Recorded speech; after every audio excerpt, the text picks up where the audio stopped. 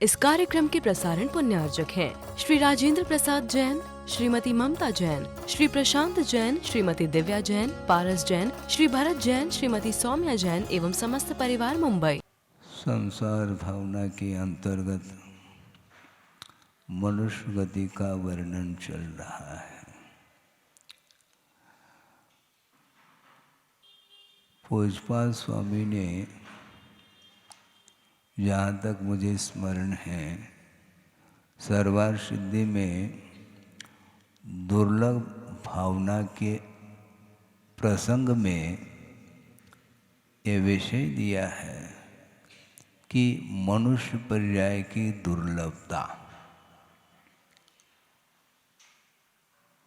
उन्होंने ये कहा, एक दृष्टांत उन्होंने दिया, एक बहुत बड़ा विशाल वृक्ष है और बहुत सारे शाखा उपशाखाओं से युक्त है। बहुत सारे, यूँ कहना चाहिए, कहने के अपेक्षा से कहा जा रहा है, असंख्य पत्ते हो सकते हैं, कोंपल आदि हो सकते हैं। इतना बड़ा भारी वृक्ष है और वह अग्नि के कारण वह झुलस गया है, वह राख राख हुआ है और वो सारे सारे वृक्ष संबंधी जो परमाणु हैं, वे ही परमाणु पुनः उस वृक्ष का आकार लें। उन परमाणुओं का परिणमन उसी स्पर्श रस गंध वर्ण को लेकर के उसी आकार में उतने ही विशाल वृक्ष को वो धारण कर लें। सुलभता से संभव है क्या? नहीं, किंतु ऐसा योग बन सकता है, वह पुनः वृक्ष का रूप ले लेता है, किंतु यह सुलभता से संभव नहीं। उसी प्रकार एक बार मनुष्य पर्याय प्राप्त कर लिया और मान लो यहाँ से देव पर्याय में चला गया और वहाँ से पुनः मनुष्य बने, कोई गारंटी नहीं। हाँ, हम जल्दी बन जाएंगे, पहुँच जाएंगे। आपके हाथ में क्या है?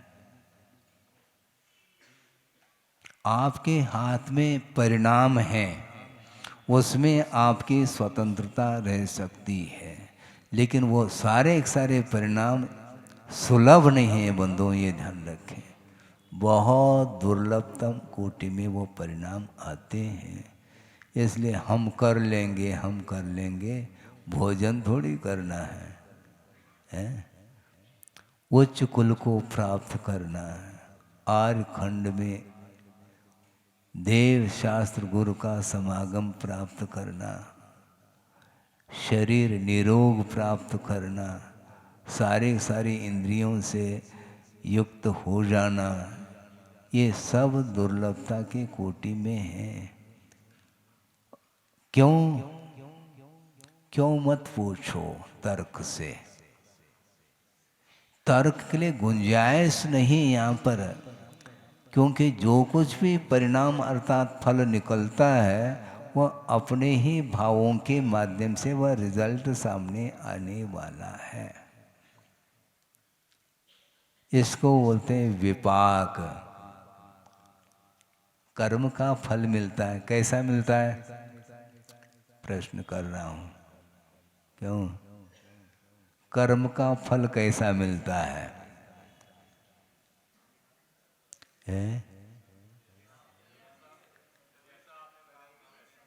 ये तो कॉमन है। सैद्धांतिक शब्दों में हम पूछना चाहते हैं, कर्म का जो फल मिलता है वह कैसा मिलता है? तो आचार्यों ने कहा स यथा नाम, ये सूत्र देना चाहिए, क्योंकि विपाकोन भवः ऐसा कहा। विपाक का अर्थ अनुभव अर्थात अनुभाग है। फलदान देने की जो क्षमता कर्म में आई है अपने परिणामों के माध्यम से, वह विपाक माना जाता है। और वह कैसा फल मिलता है? स यथा नाम, अपने अपने प्रकृति के अनुरूप ही वह फल मिलता है, प्रकृत्यंतर फल नहीं मिल सकता है। ज्ञानावरणी का फल क्या मिलेगा? ज्ञान को आवर्णित करने रूप उसका वह फल माना जाता है। दर्शनावरणी का इसी प्रकार दर्शन नहीं होने देना। वेदनी कर्म का आकुलता पैदा करने रूप उसका विपाक है। तो भिन्न भिन्न प्रकृतियों का जो फल है स यथा नाम, यह सूत्र है प्रासंगिक। नहीं आया तत्पर सूत्र तो कम से कम करो। गुरुदेव ने कहा था ये तत्पर सूत्र ये छोटा मोटा ग्रंथ नहीं है। उन्होंने ये कहा था कि ऑफ नॉलेज, ज्ञान की यह कुंजी है तत्पर सूत्र। सर्वार सिद्धि की ओर मत बढ़ो। अभी तत्पर सूत्र का जो संक्षिप्त अर्थ है वह कम से कम आपको समझ में आना चाहिए। विपाक का अर्थ फल होता है, वह अपने कर्म के प्रकृति के अनुरूप ही फल देता है। साता का उदय है तो फल साता का मिलेगा। कौन सा कर्म का उदय आ गया? जो आया है वो अपने नाम से ही आया हो। असाता का उदय हो और आप सुख शांति चाहते हैं, गलत बात है। साता का बंद नहीं किया क्या महाराज? किया होगा, लेकिन अभी वह उदय आने योग्य नहीं है। उसकी स्थिति मान लो बहुत अधिक है और वह असाता की जो स्थिति है वह पूरी हो चुकी है, वह उदय में आएगा। अब क्या कर लोगे? उदय में आने के बाद वह कर्म रिवर्स नहीं जा सकता, फल दे करके ही चला जाएगा वो। इसको बोलते हैं विपाकोन भवः। इसलिए हमें किसी के ऊपर कुछ नहीं सोचना है। मेरा न कोई शत्रु है, न कोई मित्र है, न कोई साथी है, न संगाती है, कुछ भी नहीं।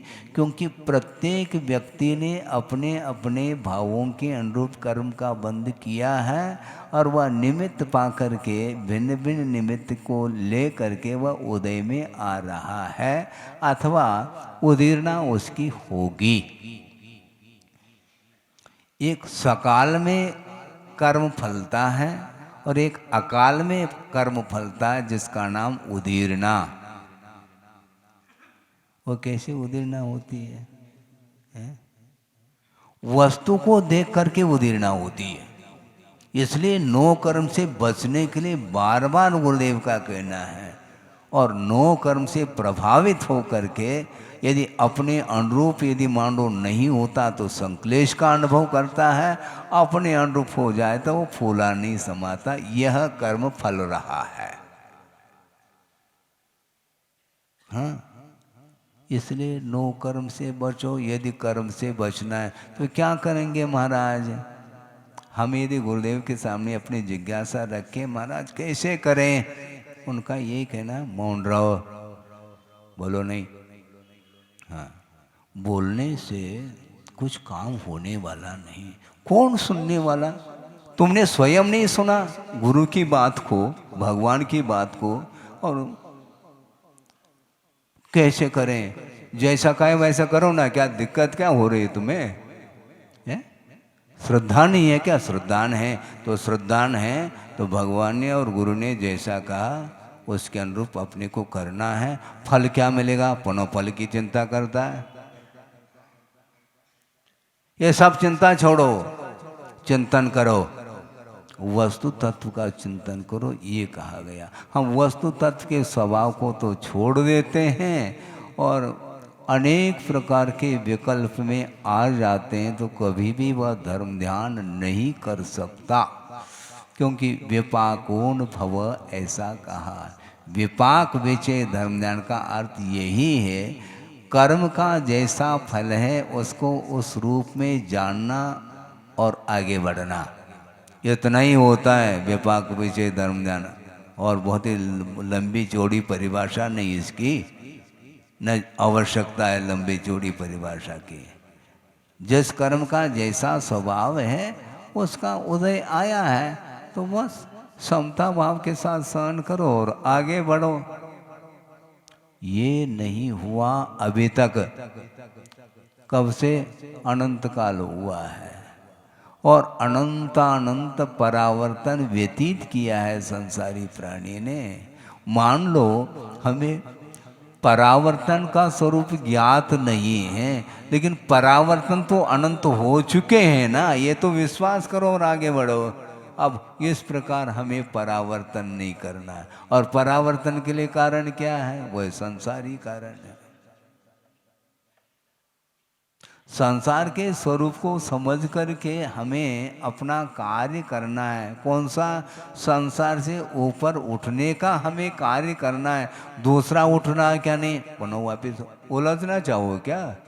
हमें उलझना नहीं किसी से। और गुरुदेव ने कहा सावधानी के साथ चलना, यह जगत का स्वरूप विभिन्न विचित्र स्वरूप है। विचित्र का अर्थ क्या है? विचित्र का अर्थ क्या? मुझे बोलो। आप शाब्दिक अर्थ पहला बताओ, शब्दार्थ सुनो। आश्चर्य उत्पन्न करने वाला जो होता है वह विचित्र होता है। चित्रम किमत्र यदिते, अत्र किम चित्रम, इसमें आश्चर्य क्या है? चित्र का अर्थ आश्चर्य पैदा करता है, उसका नाम चित्र। और विशेष रूप से चित्र का अर्थ विचित्र होता है। इसलिए संसार का जो स्वरूप है वह आश्चर्य पैदा करता है, विचित्र स्वरूप वाला है। उसके स्वरूप को अभी तक हम समझ ही नहीं पाए, इसलिए उलझ रहे हैं। हमें स्वरूप को समझना है, समझाना नहीं, क्योंकि समझाया नहीं जा सकता।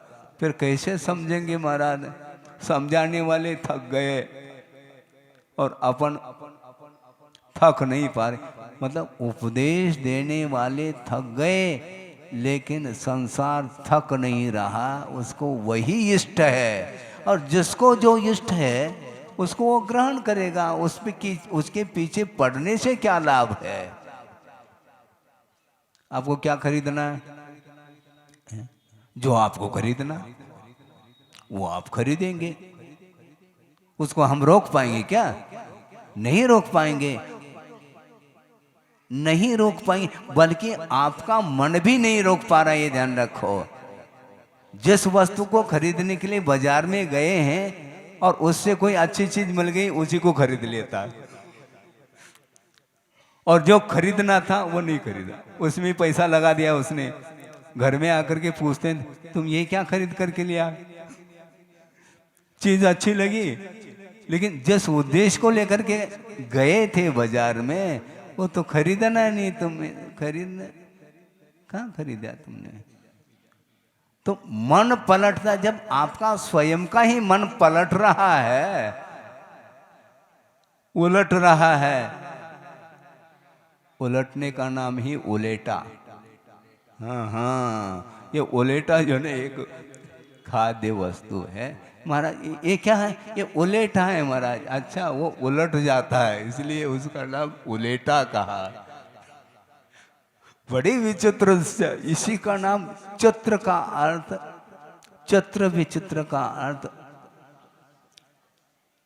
आश्चर्य पैदा करता है। ये कैसा है? इसमें क्या आश्चर्य है? चित्रम किमत्र यदिते, इसमें आश्चर्य क्या है भगवान? आपको किसी ने चलायमान नहीं किया, अप्सराओं ने आपके मन को किंचित भी चलायमान नहीं किया। इसमें क्या आश्चर्य है? क्योंकि आप मेरू के समान हैं, और प्रलयकालीन मेरू तूफान के द्वारा भी, जो कि वह तूफान प्रलयकालीन जो तूफान होता है, वो छोटे मोटे पहाड़ को वह उड़ा देता है, किंतु सुमेरु को चलायमान करना खेल नहीं है। उसी प्रकार भगवान आपका मन तो सुमेरु के समान है, कौन चलायमान कर सकता है? इसको बोलते हैं। ये धर्म ध्यान का फल है, ध्यान रखो। और ध्यान रुद्र ध्यान का फल नहीं। केवल ज्ञान प्राप्त करना चाहो तो निरंतर धर्म ध्यान ही बने रहना चाहिए। कहा जा सकता है, कह करके आगे बढ़ते हैं आचार्य। कोई करना चाहे तो करे, नहीं करना चाहे तो उसमें कोई भी हस्तक्षेप नहीं है। हस्तक्षेप और हस्ताक्षर में अंतर है। हस्तक्षेप नहीं किसी के ऊपर। ये आक्षेप विक्षेप ये क्या वस्तु, ये ठीक नहीं है। इसलिए आचार्य ये कहना चाह रहे हैं कि वस्तुतः संसार का स्वरूप अभी तक समझ में नहीं आया, इसी का नाम आश्चर्य है। ये विचित्र है संसार। हाँ, अभी तक पकड़ में नहीं आया उसका स्वरूप। इसलिए आचार्य कहते हैं बचो, संसार में रहो, जगत में रहो, लेकिन जगत रहो कहा है, हमें जगत रहना है। हाँ, तुम ताली बजाओ, इससे हमें कोई प्रभाव नहीं पड़ने वाला है। प्रभाव पड़ जाएगा तो यहीं रह जाएंगे हम। हाँ हाँ, तुम प्रशंसा करो या कछु करो, उससे कुछ नहीं होने वाला है, क्योंकि स्वरूप है, इसी का नाम प्रकृति कहा। और प्रकृति कभी भी परिवर्तित नहीं हो सकती दूसरे के द्वारा। ये कुंद कुंद के वाक्य है। कुंद कुंद ने साफ शब्दों में कहा, किसी की प्रकृति को हम परिवर्तित नहीं कर सकते। यदि परिवर्तन करना चाहे वह स्वयं कर सकता है, उसके अधीन है, मेरे अधीन नहीं, क्योंकि उसका उपादान है। मैं कौन होता हूँ उसके प्रकृति को परिवर्तित करना। हम अपने प्रकृति को अभी तक परिवर्तित नहीं कर पाए, इसलिए संसार में रहें तो दूसरा रह रहा है, तो इसमें कौन सी बड़ी बात है, इसमें आश्चर्य क्या है। जब मैं ही संसार में हूँ अभी तक इसी धरती पर, और ये सारे सारे समझ में नहीं आ रहा इनको। अरे तुम्हें आ गया क्या स्वयं को? किसी को समझ में नहीं आ रहा। ऐसा जो कह रहा है उसको समझ में आ गया क्या? हाँ, अभी थोड़ा सा गुरुदेव ने कहा समझ में आ रहा है। भविष्य भविष्य ओम शांति, कुछ नहीं कह सकते। ये दुर्लभतम वस्तु है जिसको प्राप्त किया सबने, लेकिन उस मनुष्य जीवन की सार्थकता कौन कर सकता है?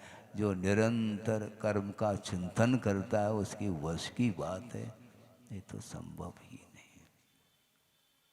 कहना बहुत आसान है, क्योंकि क्षोभम हो गया, ज्ञानावरणी का माइक सामने आ गया, बोलना चालू हो गया, इतना भर होता है, लेकिन मन कहाँ जा रहा है इसको पकड़ना है। हम दूसरे को नहीं पकड़ना, अपने मन को पकड़ना है। मराठी में एक कहावत शायद पहले भी कहा होगा, फिर से हम दोहरा रहे हैं, क्योंकि अनुप्रेक्षा तो है ही, बार बार उस विषय को रखना आवश्यक है। संसार की विचित्रता के बारे में ही कहा है मराठी में, दिसतय तस नसतय म्हणून जग फसतय। अर्थ क्या हुआ? जैसा देखने में आ रहा है संसार, वैसा रहता नहीं वो, इसलिए उसमें उस जाल में आ जाता है संसारी प्राणी। जो देखने में आता है वो ओरिजिनल नहीं है, वो आर्टिफिशियल है। हाँ, प्रलोभन के माध्यम से व्यक्ति को आकर्षित करना सबको आता है, लेकिन तो वीतरागता के माध्यम से दूसरे को आकर्षित करके देखो, तब तो हम कहें राग के द्वारा दूसरे को आकर्षित कर रहा है। वह स्वयं राग में डूब रहा है और दूसरे को भी डुबाने का प्रयास करता है। ऐसा तो संसार की ये है, संसार की यही स्थिति है। वीतरागता के माध्यम से एक भी व्यक्ति प्रभावित हुआ तो बस उसका जीवन निहाल हो जाएगा। है? बहुत कठिन है। क्या कह रहे थे फिर हम? और कुछ नहीं कह रहे थे। एक विशाल वृक्ष जो है वह अग्नि के द्वारा राख राख हुआ, किंतु कालांतर में वह पुनः उसी वृक्ष का रूप ले लेता है। ये सुलभ नहीं है। उसी प्रकार मनुष्य जीवन मिलने के उपरांत इसका यदि मान लो किसी ने दुरुपयोग किया तो पुनः मनुष्य जीवन का मिलना अत्यंत कठिन है, ये कहा है। असंख्यात पुद्गल परावर्तन तक वह घूम सकता है असंगी पर्याय में। ये किसका प्रतिफल है? स यथा नाम, ये कर्म का प्रतिफल है। और पुरुषार्थ आप करेंगे बहुत जल्दी संसार से पार हो सकते हैं। हो सकते हैं इसलिए कहा जा रहा है क्योंकि डेफिनेट कुछ भी नहीं कहा जा सकता।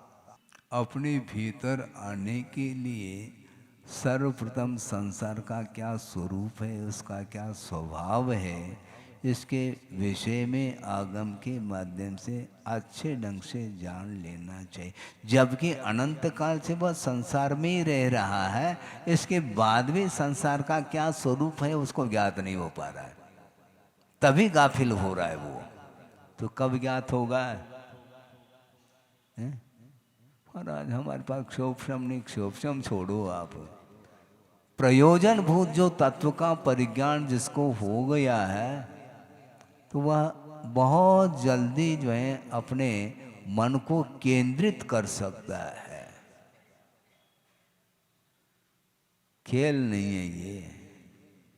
अपने मन को केंद्रित करने के लिए स्वपर विवेक होना चाहिए। अपना क्या पराया क्या, इसका विवेक जिसके अंदर जागृत नहीं है वह हमेशा ये मेरा मेरा मेरा मेरा ही कहता चला जाएगा।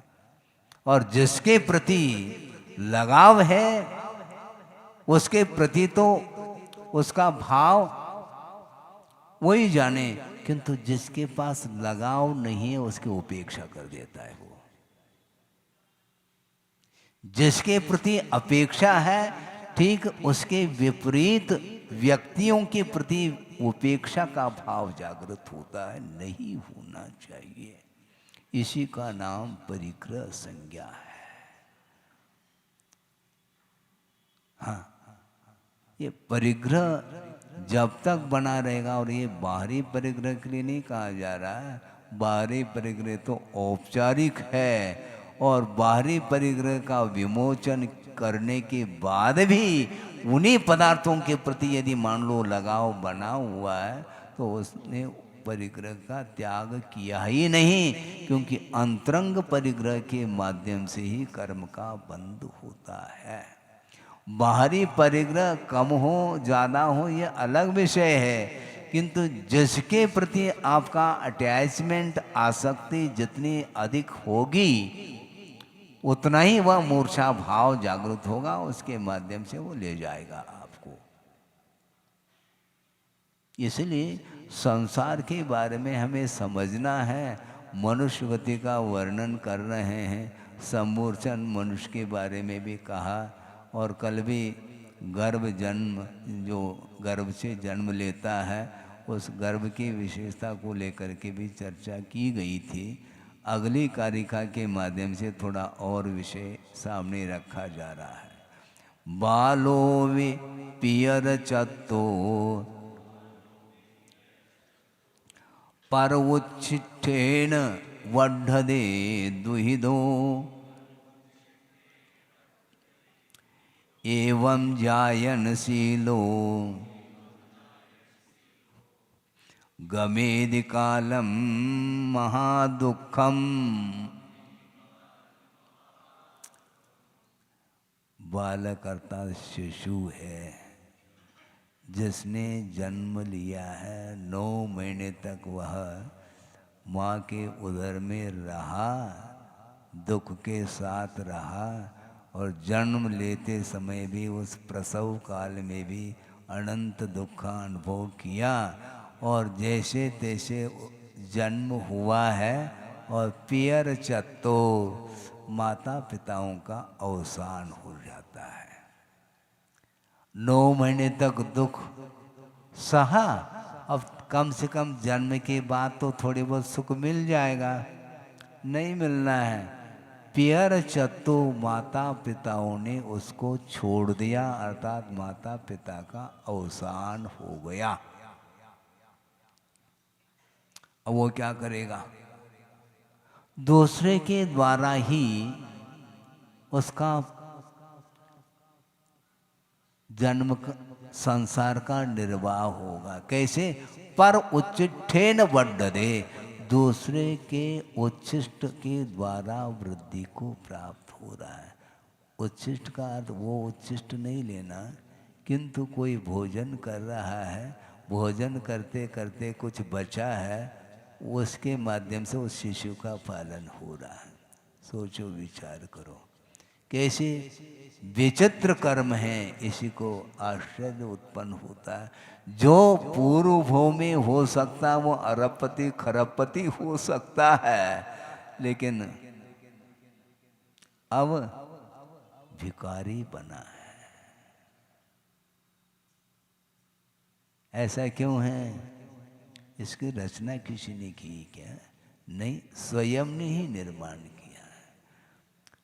पंचेंद्र के विषयों में जो पूर्व में डूबा था, उसका एक परिणाम ये निकल रहा है, वह मनुष्य आयु का बंद करके मनुष्य तो हुआ, किंतु जन्म से ही माता पिताओं का वियोग होने के कारण अब उसका पालन पोषण करना ही मुश्किल है, और दूसरे के द्वारा उसकी वृद्धि हो रही है। होता है क्या? नहीं होता है। क्यों? पाप कर्म के उदय से। और पाप कर्म का उदय क्यों आया? पाप कर्म का बंद किया था। पापमय परिणाम के द्वारा पाप कर्म का बंद किया है, अब विपाकोन भव, उसका उदय आ गया। अब भोगना है आपको। भोगो भोग सामग्री नहीं मिलेगी, कर्म का उपभोग करना है। तो ऐसे दीनहीन हो करके वह फिरता रहता है, द्वार द्वार जाएगा एक टुकड़े के लिए।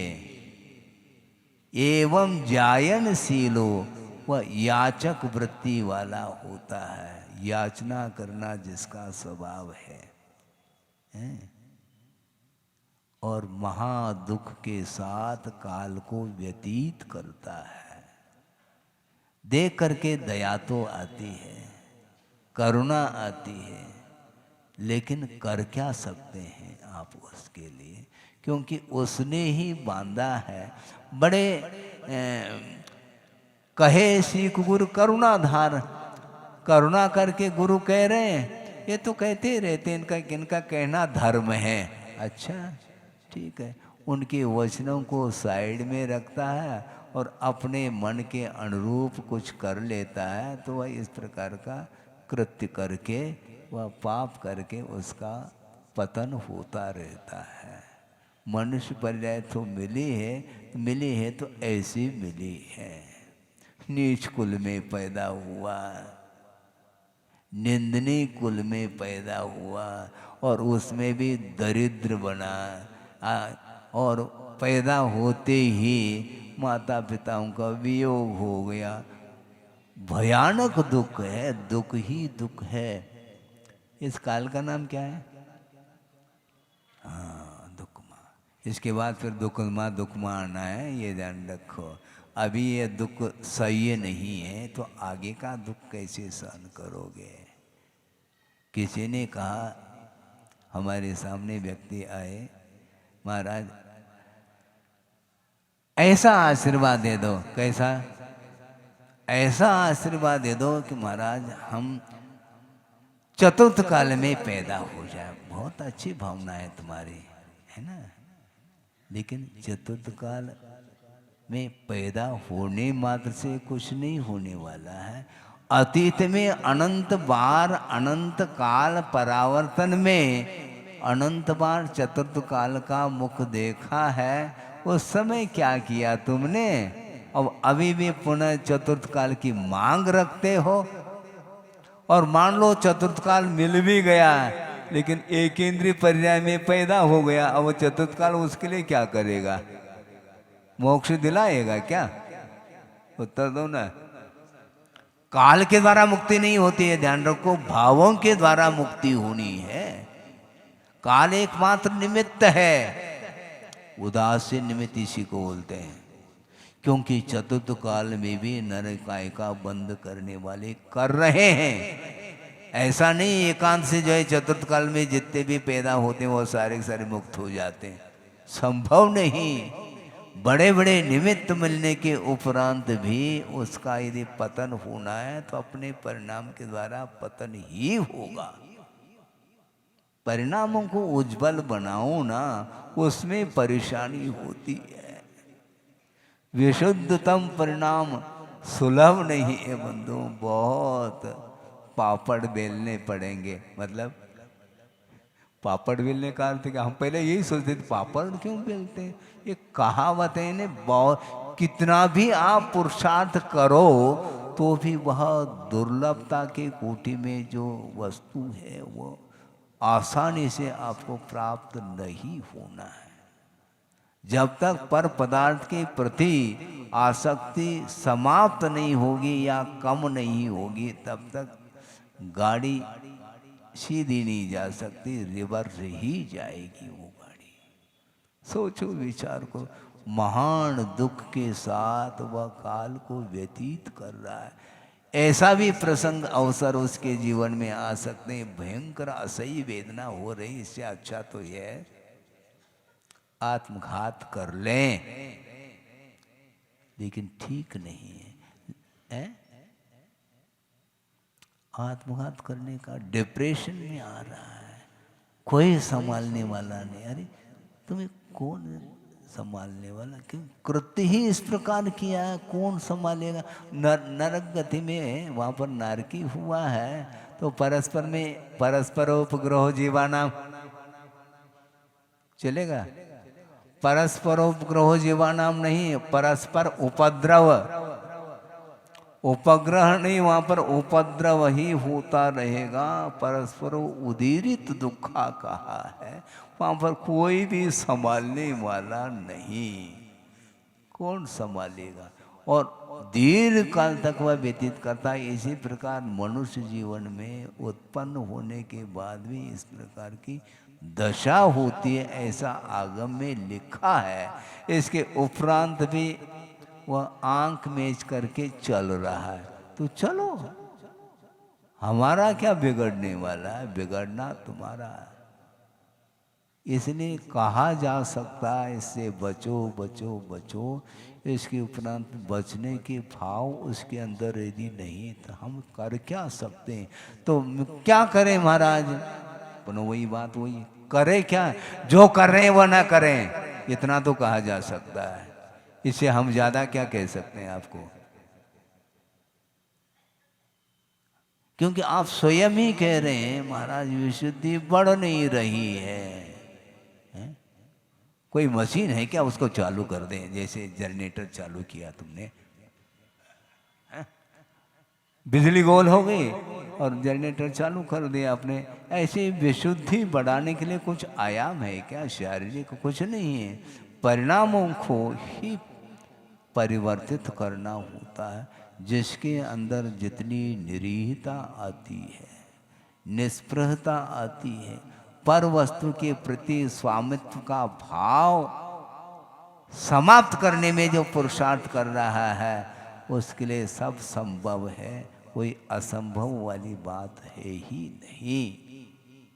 प्रतिदिन कुछ न कुछ भाव हमारे अंदर आते हैं और आगम के अनुरूप आपके सामने रखने का हम पुरुषार्थ करते हैं। किंतु इस उपदेश, इस चर्चा को सुन करके यदि आप स्वयं पुरुषार्थ करके वहाँ तक पहुँचने का प्रयास करोगे तो आपका कल्याण हो सकता है, ये कहा जा रहा है। क्योंकि जिनेंद्र भगवान के जो वचन हैं वे भी निमित्त ही हैं और वे बहिरंग निमित्त है, और अंतरंग जो निमित्त होता है वह बलवान होता है। क्योंकि उन बहिरंग निमित्त के माध्यम से आपकी आंखें खुल जाएं तब की बात है। आप खोलना ही नहीं चाहो तो वो आगम क्या करेगा और गुरु के वचन क्या कर सकते हैं। हमें नहीं खोलना, हाँ ना खोलो, हमारा आग्रह थोड़ी है, कोई आग्रह नहीं। हटाग्रह तो और नहीं, कुछ है ही नहीं उसे, क्योंकि उससे होने वाला कुछ नहीं है। स्वयं के परिणाम के द्वारा ही उत्थान और पतन निर्धारित है, तो हम कहाँ तक उसके जीवन के सुधार के लिए प्रयास कर सकते हैं। तो आचार्य कहते हैं ज़्यादा प्रयास नहीं करना, इतना कर सकते हैं अपाय विचय धर्म ध्यान करो, कैसा सुखी रहे सब जीव जो। सब कहा ये ध्यान रखो, जिसके प्रति आपका स्नेह है तो उसी को सुखी बनाने का प्रयास करते हो, गलत बात है। सबको सुखी बनाओ। दूसरे के कल्याण की भावना रखनी चाहिए क्या नहीं, ऐसे किसी ने जिज्ञासा रखी तो गुरुदेव ने सटीक उत्तर दिया, दूसरे की क्या, विश्व की कल्याण की भावना रखो, लेकिन व्यक्ति विशेष के कल्याण की जो भावना रखता है वह कल्याण है ही नहीं, ये भी कहा उन्होंने। व्यक्ति विशेष के प्रति क्यों लगाओ,